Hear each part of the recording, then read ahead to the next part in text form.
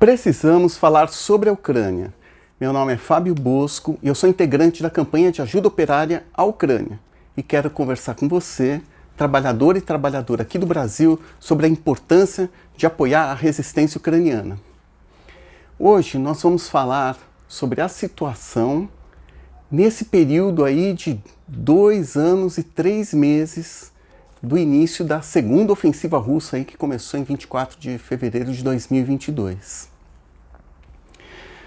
A imprensa internacional tem relatado que entre a população ucraniana em geral há um desânimo. E isso é verdade. Entre a classe trabalhadora e o povo em geral, há uma certa situação de desânimo, alguns elementos de desmoralização. E os fatores que levam a essa situação, o primeiro deles tem a ver com essa complicada relação com os aliados, né, as potências ocidentais, né, os Estados Unidos e os países da União Europeia e o Reino Unido. Porque o que acontece? A gente poderia sintetizar a política desses países da seguinte forma, né? Eles não querem uma derrota da Ucrânia, mas eles também não querem uma derrota do Putin. E por isso que eles não provêm armas que eles chamam de armas ofensivas, né? Até agora, 2 anos e 3 meses depois, não foi fornecido até agora sequer um único avião F-16 para a Ucrânia. O número de mísseis de longo alcance foi dado uma meia dúzia apenas desses mísseis. E o armamento que é provido em pouca quantidade, de tal forma que nos últimos meses a resistência ucraniana ela teve que operar com uma quantidade de munição mínima que tinha que ser economizada para poder fazer frente à agressão russa numa linha de frente de 1.200 quilômetros, né? Então, e pior, os líderes ocidentais, eles reiteram todo momento que eles não concordam que as armas providas pelo Ocidente sejam utilizadas para atacar território russo. Foi o que aconteceu agora recentemente. Olaf Scholz falou, não, a arma alemã não pode ser utilizada para atacar alvos no território russo. Ou seja, você não entrega arma ofensiva, você entrega pouca arma defensiva e ainda você deixa as mãos amarradas, né? As mãos da Ucrânia amarradas para poder levar a guerra da forma mais eficiente possível. Há um outro elemento de desânimo que tem a ver com os erros do governo Zelensky na condução da guerra. O mais recente é esse erro que ocorreu em Kharkiv. Em Kharkiv, os russos conseguiram fazer uma ofensiva e tomar uma cidade importante, né, Volchansk, e mais alguma coisa de território. E por incrível que pareça, não havia uma linha de defesa construída, com trincheiras, com minas, como os russos construíram, né, para se defender da contraofensiva ucraniana, né, que eles chamavam de linha Sorotkin.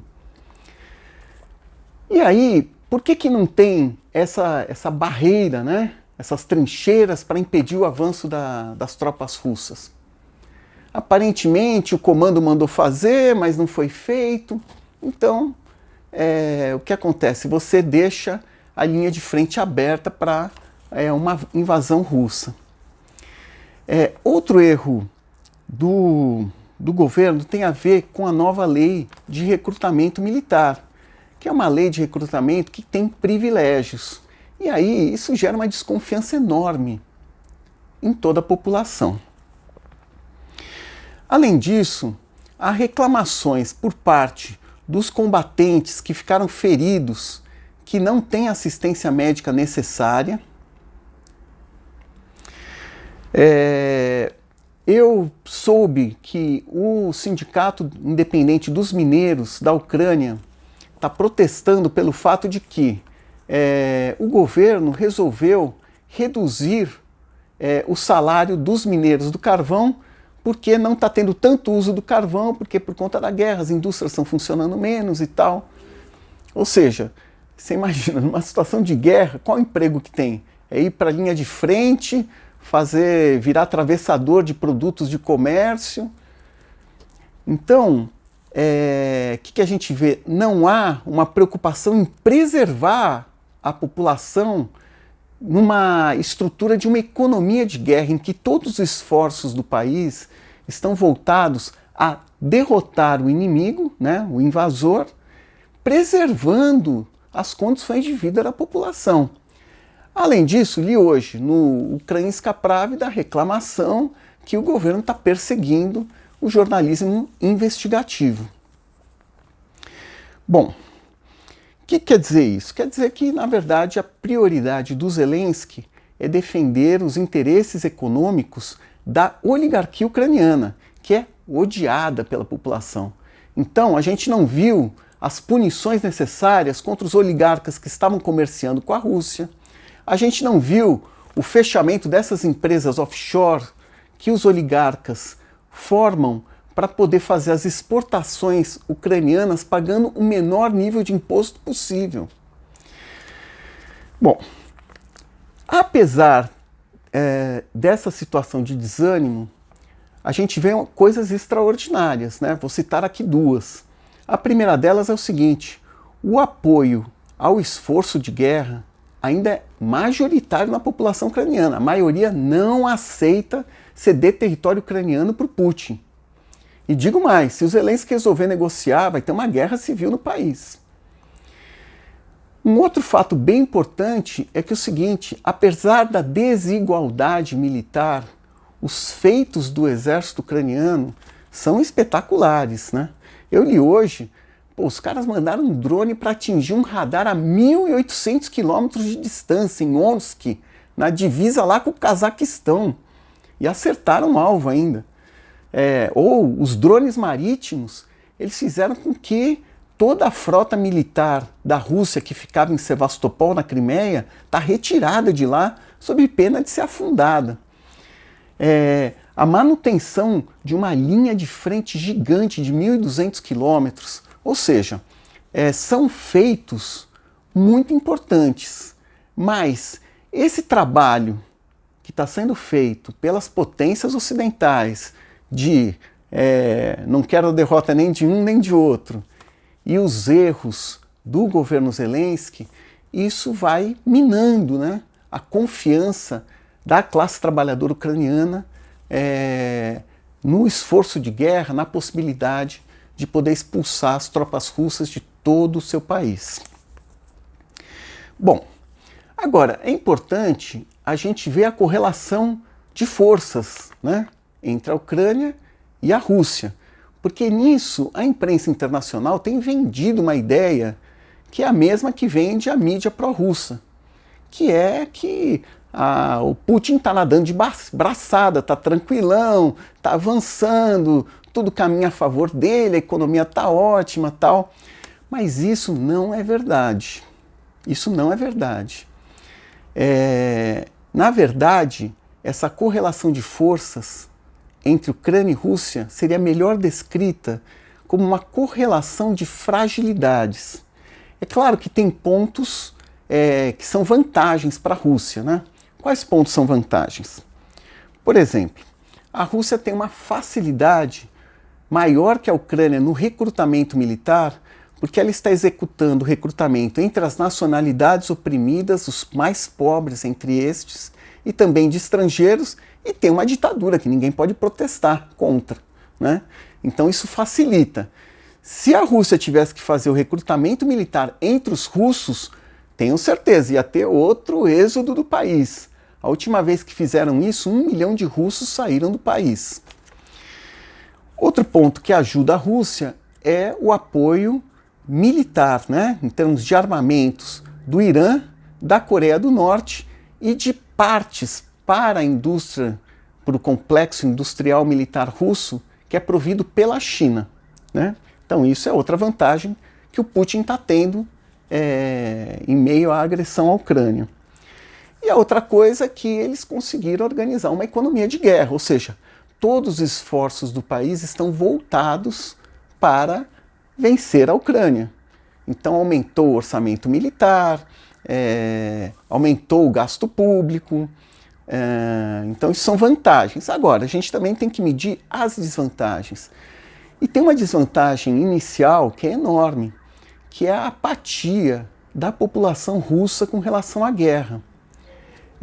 Uma parte inteira da população nem acompanha as notícias, né? Por quê? Porque está mais preocupada na sua sobrevivência, né? No seu dia a dia. Outra coisa, essa apatia tem a ver com a repressão, porque você não pode criticar a operação militar especial, né? Ou seja, a invasão da Ucrânia, porque você pode ser duramente punido com penas de prisão de até 15 anos. Então, um ponto negativo é a apatia. É o contrário dos ucranianos. Os ucranianos acompanham a situação da guerra e envidam esforços para que a Ucrânia vença, né, e expulse os russos. E na Rússia, a população, uma parte dela inteira está alienada, né? Quando não, deve ter uma outra parte que está contra a guerra, mas não pode, né, se manifestar. Uma outra coisa são as crises nas alturas, né? Recentemente tem uma purga que o Putin está promovendo no Ministério da Defesa. Ele afastou o Shoigu e mandou prender 4 caras, altos cargos no Ministério, por questões ligadas à corrupção. Outra questão é a da economia. Porque olhem só vocês, desde que ele começou essa invasão da Ucrânia em 2022, ele já perdeu o mercado de energia da Europa. Ele está substituindo isso por exportações à China. Só que a China paga um valor menor do que o que a Europa pagava. Além disso, ele está negociando com a China a construção de um gasoduto que ainda não fechou porque o Xi Jinping quer um valor menor ainda para comprar esse gás russo. Então tem uma perda de receitas aí evidente. Tem uma segunda questão, que os ucranianos andaram mirando as refinarias russas. E há estimativas que apontam que eles conseguiram reduzir o refino de 5% do petróleo russo. Isso impacta a economia, impacta as exportações, impacta a distribuição interna no país. Outra questão, eu li um último relatório sobre os maiores exportadores de armas no mundo e a Rússia perdeu a segunda posição. E por que ela perdeu a segunda posição? Porque ela tem que usar as armas contra a Ucrânia, então ela não pode exportar a quantidade de armamento que ela exportava antes. Desconfio também que há um segundo problema, né? Imagina um país que vai comprar armas russas, vendo esse desempenho que está tendo na guerra contra a Ucrânia, começa de repente a pesquisar novos fornecedores, né? Para buscar uma qualidade maior. Bom, então, por isso que eu acho que a melhor descrição desta questão da correlação de forças entre Rússia e Ucrânia é uma correlação de fragilidades. Por fim, é importante a gente ver as movimentações na ordem mundial, né? Os países imperialistas, o que eles têm feito. Ultimamente há novidades, né? A primeira delas foi a viagem do presidente da China, o Xi Jinping, para a Europa, né? Ele visitou em 5 dias a França, a Sérvia e a Hungria. Na França, o que está acontecendo? O Macron, o imperialismo francês está perdendo espaço, né, nessa ordem mundial, né? Ele está sofrendo reveses nas ex-colônias africanas, né, perdendo espaço, no caso, para a Rússia. Está com essa questão aí na Europa. Então ele está procurando se abrir portas, né? Veio visitar o Brasil, foi visitar a Índia, enfim. E ele tentou negociar 3 coisas com Xi Jinping. A primeira questão é a questão da desigualdade comercial entre a União Europeia e a China, que a balança comercial está muito favorável para a China, mas nisso ele não conseguiu nada. Outra questão é a exportação de carros elétricos chineses baratos para a Europa, que também ele não conseguiu nenhum compromisso do Xi Jinping. E a terceira questão era a guerra da Ucrânia, ou seja, negociar alguma coisa, uma paz, ou reduzir o envio de partes para a indústria militar russa, né? E a única coisa que ele conseguiu são declarações do Xi Jinping falando que ele está pela paz, pela negociação. É claro que declarações mais amenas e menos belicosas ajudam o Macron a justificar o abandono, né, a política de abandono que ele tem com relação ao fornecimento de armas modernas para a Ucrânia. O Xi Jinping visitou outros 2 países, né? Na Sérvia ele foi recebido, era aniversário dos bombardeios que tiveram pela OTAN contra Belgrado por ocasião da Guerra do Kosovo. Então ele foi recebido por uma multidão na frente do palácio lá governamental, o povo gritando China, China, China. É incrível, né? Mas é como se essa mudança da correlação de forças entre a Rússia e a China começa a abrir um novo farol para as elites sérvias, antes totalmente voltadas para Moscou, agora começando a abrir os olhos, né, para a China. Visitou também a Hungria, onde ele foi muito bem recebido pelo governo de extrema-direita do Orbán. Com quem a China, né? A China com esses 2 países ela tem vários negócios, né, investimentos, eles estão na nova Rota da Seda. Então, por exemplo, a China se comprometeu a construir uma nova via ferroviária moderna, ligando a Hungria à Sérvia, se comprometeu também com esse projeto de energia nuclear que a Hungria está desenvolvendo com o apoio da Rússia.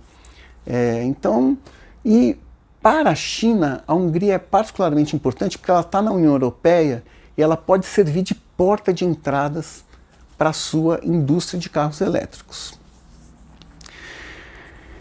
Em seguida, quem foi à China foi o Putin, né? Ele visitou Pequim, visitou agora, semana passada, em uma cidade ao norte chamada Harbin.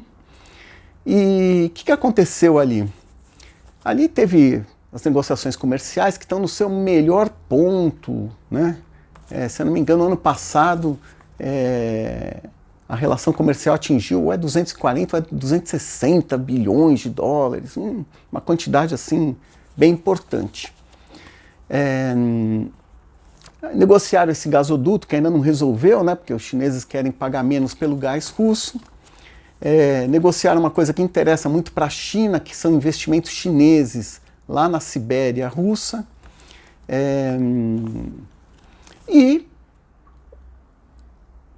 saíram declarações amenas sobre a questão da Ucrânia, né? Então o Putin falou que o que está ocorrendo na região de Kharkiv é que ele está muito preocupado porque os ucranianos estão bombardeando Novgorod, e a outra cidade que está ali do lado, então ele quer construir uma área tampão para impedir esses ataques, né, que ele não tem nenhuma intenção de tomar Kharkiv, que ele apoia o plano de paz do Xi Jinping, uma solução política, etc, etc, mas acredita no Putin quem quer, né, porque é difícil acreditar, né, no que ele diz. O mais provável é que não seja verdade, mas essas declarações ajudam a justificar essa política das potências ocidentais de ir abandonando, na prática, a entrega de armamento moderno para a Ucrânia, né? Que mais? Na arena internacional também tem outra coisa acontecendo, que é o seguinte: o Zelensky conseguiu acertar lá com o governo suíço de fazer uma conferência pela paz nos dias agora 15 e 16 de junho, né? Daqui a 2 semanas. E aí, 70 países vão participar, né? Que é maioria europeu, mas tem também dos outros lugares, então um negócio importante. E aí o que acontece? O Zelensky fez um chamado para que o presidente dos Estados Unidos e que o presidente da China venham à reunião. Nos Estados Unidos, o que está acontecendo? O Biden está de olho nas eleições, né? Em 6 estados, que é quem vai decidir a eleição americana. Já tem um estado que ele está perdendo por causa que ele está apoiando o genocídio em Gaza, né? Em Michigan. Isso está sendo um fator que está influenciando nas eleições. Então, ele está aparentemente tentando se distanciar, né, da questão ucraniana. Então ele até agora não confirmou a presença nem da vice-presidenta. Então, aparentemente, os Estados Unidos vai estar representado por um escalão menor aí. E o Xi Jinping declarou, ele é atrevido, né? Ele declarou o seguinte, que ele só vai se o Putin for em condições de igualdade total com Zelensky, sem quaisquer pré-condições. Então, quer dizer, né? Por que a gente esperava, em termos de uma paz verdadeira, que seria uma discussão sobre a retirada das tropas russas de todo o território ucraniano, o pagamento de reparações de guerra, a devolução das crianças sequestradas, ucranianas sequestradas pela Rússia, o uso dos fundos russos na Europa e nos Estados Unidos para ajudar na reconstrução da Ucrânia. Essa é a pauta de paz que é possível, né? Não, Xi Jinping não concorda com nada disso. Tem que ser uma negociação sem pré-condições entre os dois.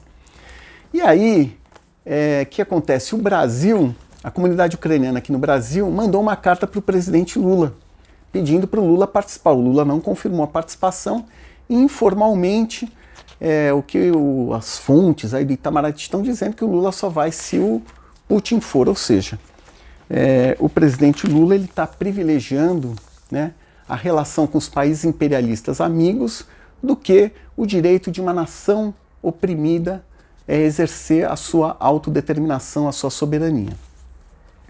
Bom, por fim, deixa eu contar para vocês. A semana passada eu fui assistir uma apresentação de algumas organizações que estão documentando os crimes de guerra na Ucrânia, né? Uma delas é a Human Rights Watch e outras duas. Eles vieram aqui para o Brasil para conversar com o governo Lula, que não dá para ele receber aí o Putin na reunião do G20. Aí eles foram perguntados, né? Mas e aí, o que o governo falou? Aí eles falaram, não, o governo brasileiro escutou muito, com atenção. Então, já viu, né? Bom, mas a apresentação, assim, tem uma coisa de tristeza, porque os crimes de guerra e crimes contra a humanidade cometidos contra a Ucrânia são um terror, né? É uma coisa terrível. Então começou com um pequeno documentário sobre Mariupol, depois vários relatos, né, dos bombardeios, de assassinato de civis, destruição da cultura ucraniana. Bom, e aí eu dirigi uma pergunta a eles, perguntando se eles entendem que, com esses fatos que eles estão documentando de crimes de guerra, mais a retórica belicista do Putin, que fala que a Ucrânia não existe, que é a invenção do Lenin e dos bolcheviques, se isso não corresponde à definição que está na Convenção de Genebra de 1948 sobre genocídio. E aí um deles respondeu que, na opinião dele, o que está em curso na Ucrânia hoje é um genocídio. Aí teve uma outra pergunta feita pela nossa amiga Ana, que perguntou para eles o seguinte, escuta, quando toda essa documentação vai resultar, vai ter o seu resultado e punições para os executores, né, para quem as executou? Porque, por exemplo, no caso da Geórgia, está documentando desde 2008 e até agora nada, né? E aí, o que foi respondido é o seguinte, esse trabalho é um trabalho muito importante, tá, gente? Agora, o mais provável é que demore anos, talvez décadas, para se chegar a um resultado final com uma punição por parte das instituições dessa ordem internacional. Então, eu acho que isso, gente, demonstra de uma forma muito clara, né, que essa ordem mundial sob a qual estamos submetidos é uma ordem injusta. Ela não consegue garantir o direito dos povos oprimidos. Ela não consegue garantir os direitos dos pobres.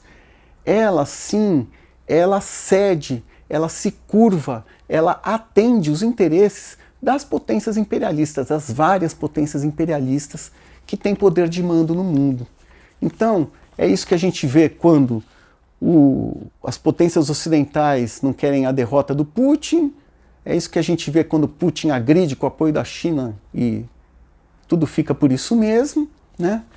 E as investigações internacionais, que são muito importantes, elas têm dificuldade, né, para, digamos assim, se apresentar contra os donos desta ordem mundial. Então, por isso, gente, que é importante a gente construir os laços entre os ucranianos e os outros povos que vivem sob opressão. Como, por exemplo, o povo georgiano, que está brigando contra a lei russa lá, que quer botar uma censura lá em todas as ONGs e a imprensa. O povo palestino, que sofre um genocídio executado pelo Estado de Israel com amplo armamento estadunidense, alemão, francês, britânico, que não dão para a Ucrânia, está indo para lá para matar os palestinos, que não tem um avião para se defender. Então, construir esses laços é muito importante e, em última instância, quem paga a conta de tudo isso é a classe trabalhadora em todo o mundo. É essa classe trabalhadora que tem um interesse histórico em pôr fim a todas as formas de opressão e, nesse sentido, defender o direito do povo ucraniano à sua autodeterminação, a todo o seu território, a viver em paz e decidir o seu destino. Então, fica aí essa mensagem, terminamos por aqui esse episódio. Slava Ukraini, Slava Робітничому класу, Всієї країни, glória à Ucrânia, glória à classe trabalhadora de todos os países.